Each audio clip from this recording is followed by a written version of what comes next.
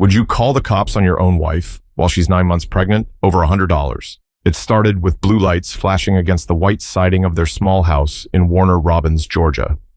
The kind of lights you pray never stop in front of your home. Neighbors stood at the edge of their driveways, whispering, their voices carrying in the humid night air.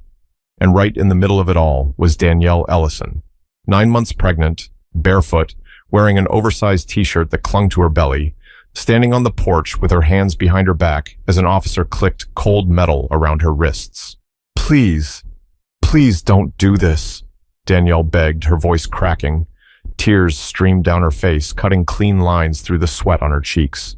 She looked at her husband, the man she had trusted, the man who promised to love her through everything.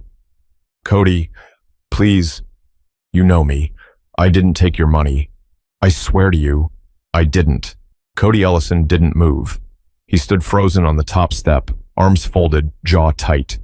His face was a storm, anger, disappointment, and something else he couldn't quite name.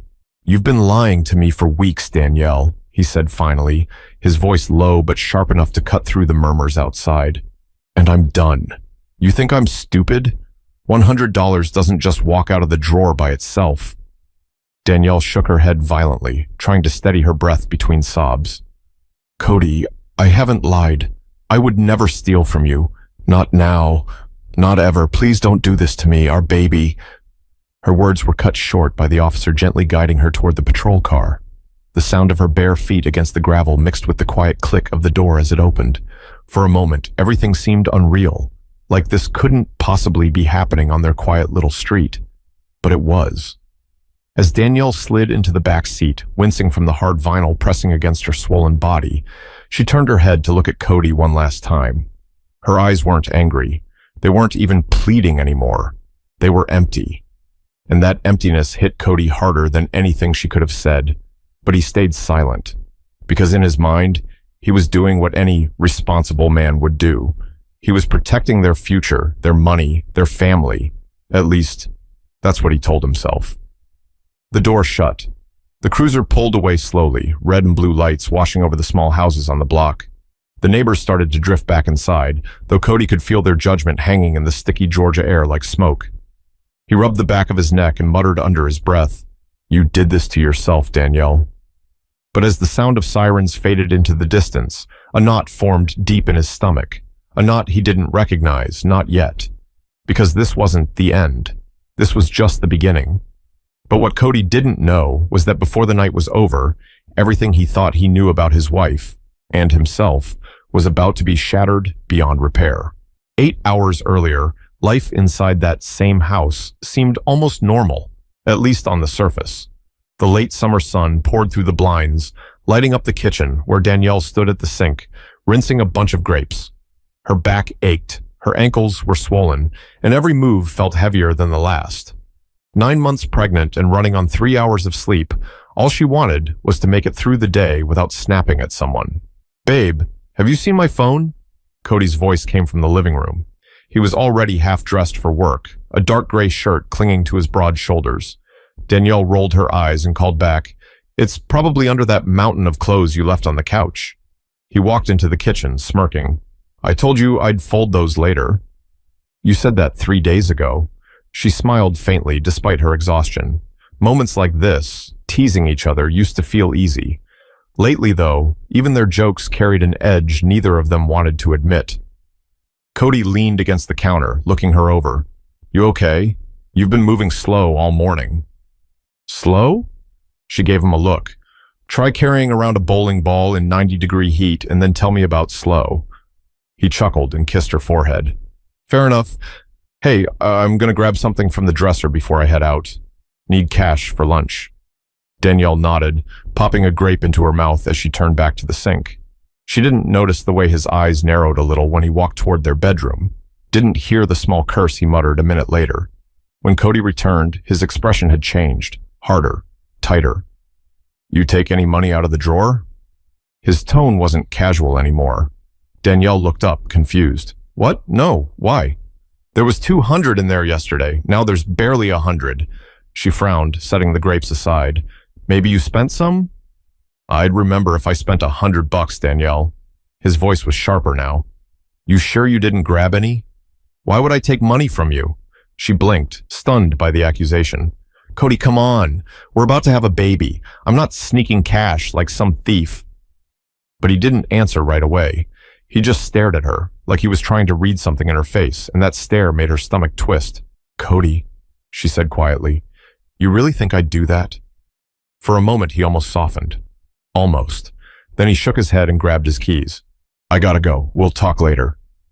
The door closed behind him with a weight that felt heavier than words. Danielle stood there, hands resting on her belly, feeling the baby kick against her ribs as a single question burned in her mind. Why doesn't he trust me anymore? But trust wasn't Cody's strong suit, not when money was involved. He'd grown up watching his parents fight over every dollar, watching bills pile up, watching eviction notices show up on their door. To him, money wasn't just paper. It was security, control, proof that he wasn't like his father. And right now, $100 missing felt like the start of everything he'd spent his life running from. But what Cody didn't know was that Danielle had her own secret, a secret she'd kept for weeks. And by tonight, that secret would blow their lives apart. By the time Cody pulled back into the driveway that evening, the Georgia sun had dipped low, staining the sky in streaks of orange and pink. His shift at the auto shop had been long, but the missing money stayed on his mind like an oil stain he couldn't scrub out. As he walked inside, the smell of fried chicken filled the air. Danielle was at the stove, humming softly as she turned the pieces in the pan. Her hair was tied up, and she had one hand on her hip, the other steadying herself on the counter. 9 months pregnant and still cooking dinner. He noticed that, but it didn't soften the edge in his chest. Hey, she said, smiling faintly without turning around. How was work? Busy. He dropped his keys on the table and leaned against the wall, arms crossed. Where's the $100, Danielle? The smile slid off her face like water down a drain. She set the tongs down slowly, turned to face him. We're still on this? Yeah, he said flatly, because it didn't magically disappear. She sighed, running a hand down her belly. Cody, I told you, I didn't take it. Maybe you miscounted. Or maybe you... I'm not stupid, Danielle. His voice cut through the kitchen, sharp enough to make her flinch. I know exactly how much was there. I put 200 in that envelope, and now there's 100 left. She stared at him for a long moment, her eyes glistening but hard. You really think I'd steal from you? From us? While I'm about to give birth to your child? He didn't answer. Not right away. That silence spoke louder than anything. Danielle shook her head slowly. Wow. Don't do that, Cody said, pointing a finger at her. Don't act like you're the victim here. You've been acting different lately, hiding stuff. You think I don't notice? Her mouth fell open. Different? Cody, I'm 9 months pregnant. Everything about me is different right now. But he wasn't listening. Not really. His mind was already building a story.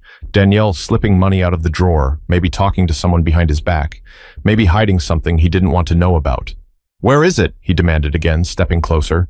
I don't know, she shouted, her voice breaking. I swear on everything. I don't know. For a second, they just stared at each other, both breathing hard. The baby kicked against her ribs and Danielle winced, one hand pressing to her side. You need to calm down, she whispered, tears streaming down her face now. For the baby's sake, just calm down. But Cody couldn't.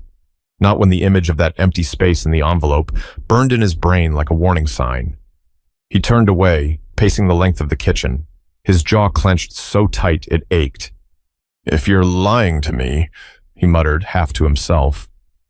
Danielle's voice cracked. I'm not lying. He stopped and looked at her, really looked at her.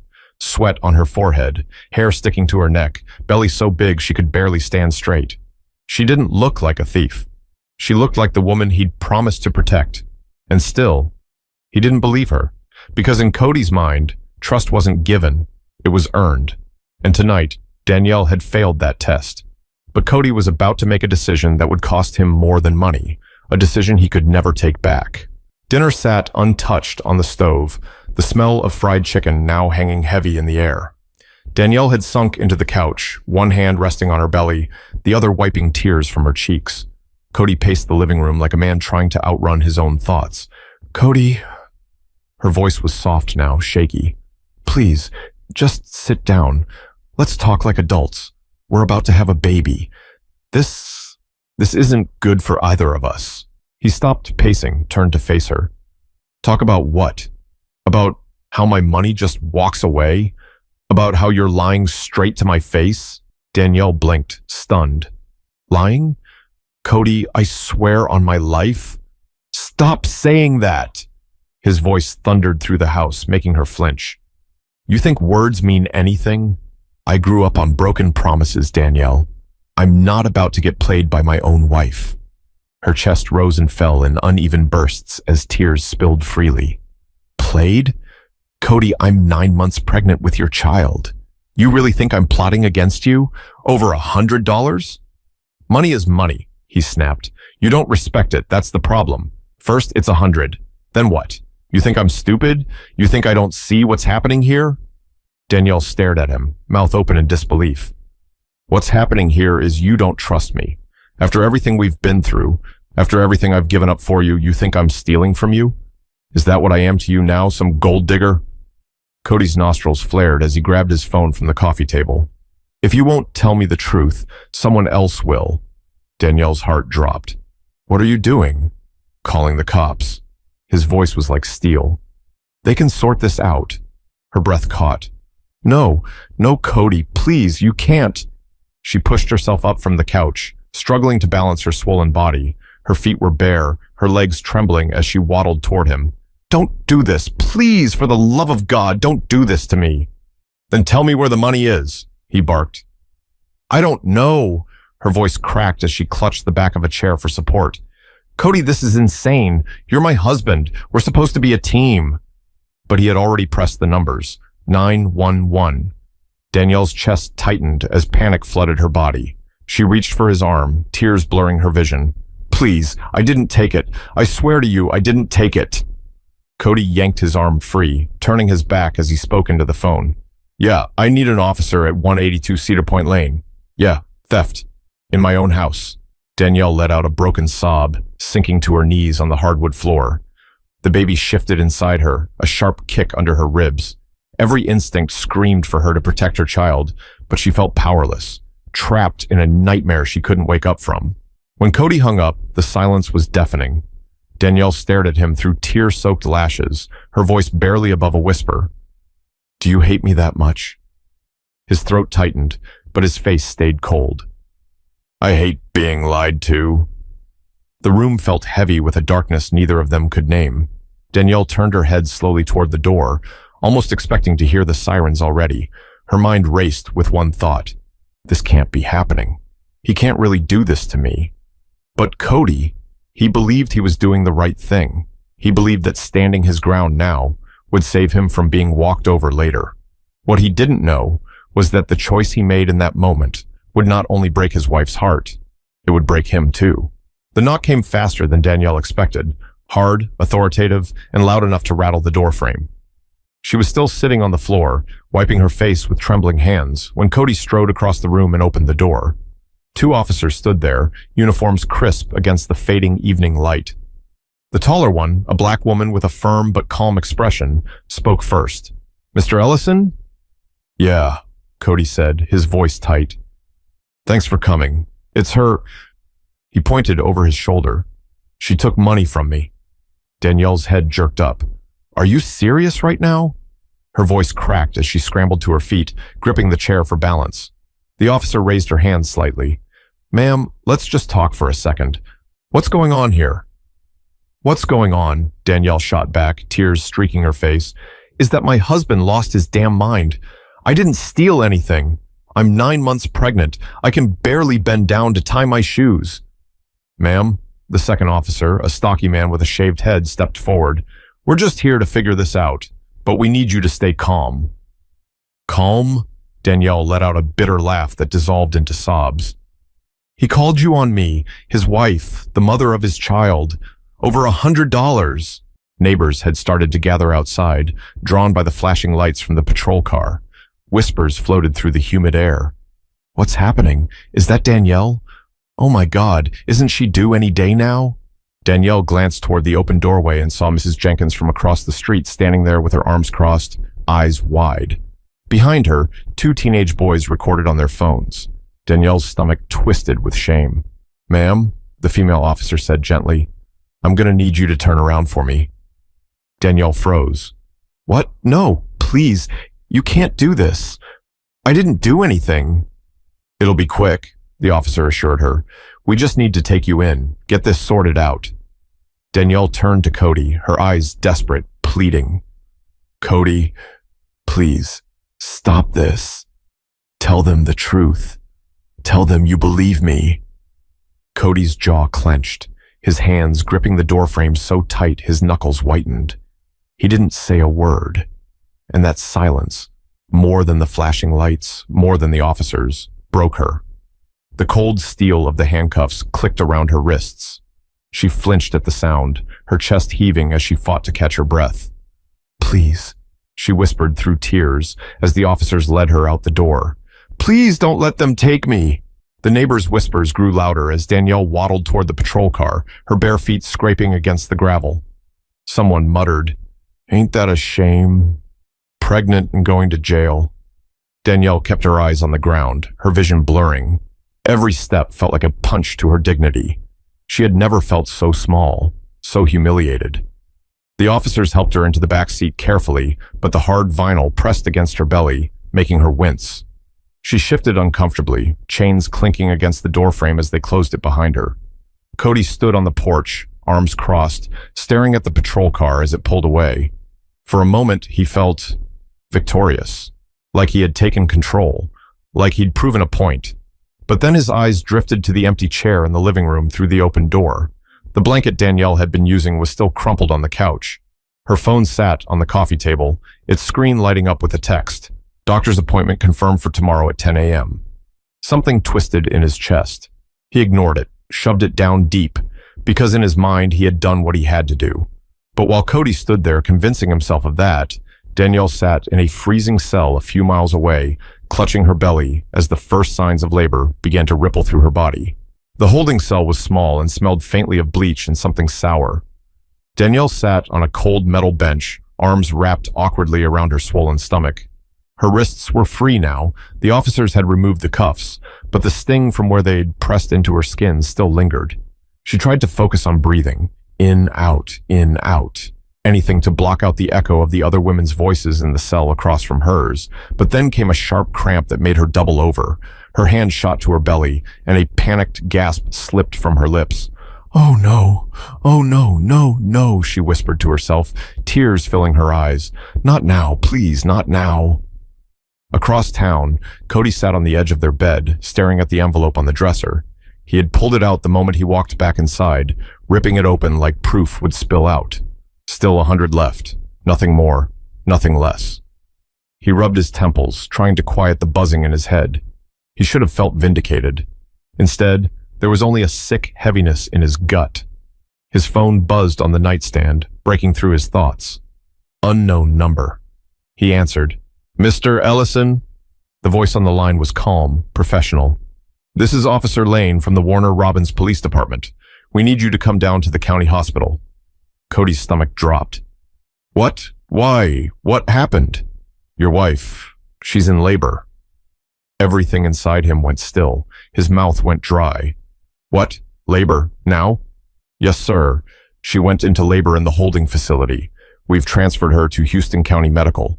You need to get here." Cody hung up without another word and bolted out the door, keys slipping in his sweaty hands. The drive felt endless, his knuckles white against the steering wheel as his mind screamed, "What did you do, Cody? What did you do?" When he reached the hospital, a nurse led him down a sterile hallway to a room where Danielle lay in a bed, her face pale and damp with sweat. She looked exhausted, her breath coming in short, shallow bursts, as monitors beeped steadily beside her. For the first time since this nightmare began, Cody saw her not as the enemy, not as someone trying to hurt him, but as the woman he loved, the woman carrying his child. He stepped closer, his voice breaking. "Danielle." Her eyes opened slowly. When they met his, there was no warmth, just emptiness. "You?" she whispered, her voice raw. did this. Cody swallowed hard, guilt clawing at his chest. I'm sorry. I was wrong. I shouldn't have. Save it, she croaked, turning her head away as another contraction ripped through her body. She let out a low moan, gripping the side rails until her knuckles whitened. A nurse stepped in, checking her vitals. She's progressing fast. Baby's coming soon.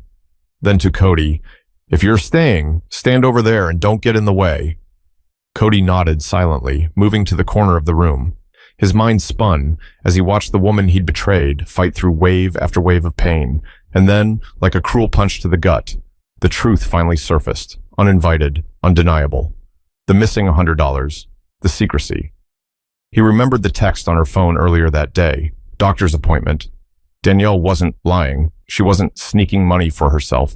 She was saving it for something connected to the baby. When the nurse stepped out for a moment, Cody leaned closer, his voice trembling. The money, it was for the appointment, wasn't it? Danielle didn't look at him. A single tear slid down her cheek. Ultrasound, extra tests, because the baby wasn't moving much last week. I wanted to make sure he was okay. Insurance doesn't cover everything. Her words hit him like a freight train. His knees went weak, and he gripped the back of the chair for support. All the anger, all the accusations, all the pride, it crashed down on him in an instant, leaving nothing but shame. He opened his mouth to speak, but before he could, a scream tore through the room as Danielle pushed with everything she had. Nurses flooded in. The doctor followed. Chaos filled the room as life forced its way into the world. And Cody stood there, useless, broken, realizing the truth. He hadn't just lost $100 tonight. He'd lost something far bigger. But the final blow, the real cost of his decision, was still waiting on the other side of that delivery room door. The cries filled the room before Cody could even catch his breath. Sharp, high-pitched, alive. For one fleeting second, relief washed over him, because their baby was here. Safe. It's a boy, the doctor said, his voice calm and steady as he placed the tiny, squirming bundle into the nurse's arms. Danielle didn't look at Cody. Her eyes were locked on their son, tears slipping silently down her cheeks. The nurse leaned closer, her voice soft. Would you like to hold him? Danielle nodded weakly. The nurse placed the baby in her arms, and for the first time all night, her face softened, not for Cody, but for the little life resting against her chest. She whispered something to him, words Cody couldn't hear because the pounding in his ears was too loud. He wanted to step closer, to share the moment, to be the father he had imagined himself being for 9 months. But when he tried, Danielle's voice stopped him cold. Don't, she said without looking up. Just that one word, and it sliced through him deeper than any argument ever could. Cody froze, his throat burning. He opened his mouth, desperate to explain, to apologize, to somehow fix what he had broken. But what do you say when sorry isn't enough? Hours later, the baby slept in a clear plastic bassinet beside Danielle's bed. The room was quiet except for the soft hum of machines. Cody sat in the corner, hands clasped so tight his knuckles were white, staring at the floor. Danielle finally spoke, her voice hoarse. Do you know what it feels like to be handcuffed while carrying your child? Cody swallowed hard, his chest aching. Danielle, I was wrong. I let my pride, my past, your pride. She let out a bitter laugh, one that hurt more than her silence. You didn't just let pride ruin us, Cody. You humiliated me. You took away the one person I thought I could count on. And for what? $100. He shifted forward in the chair, voice breaking. It wasn't about the money. It was everything.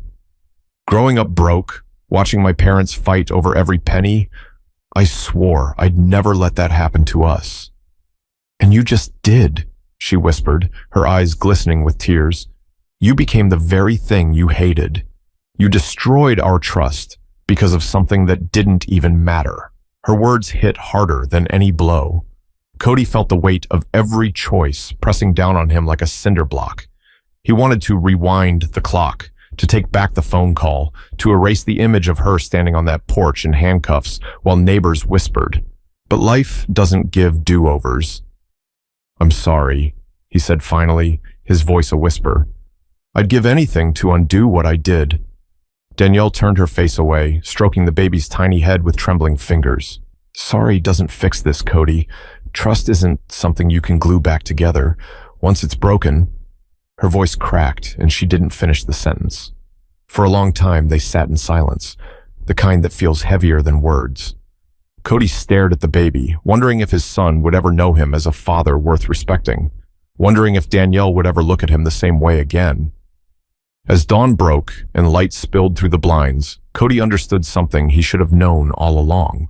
Love isn't about control. It isn't about keeping score or proving a point. It's about trust. And once you let pride take that away, you've already lost more than you can imagine.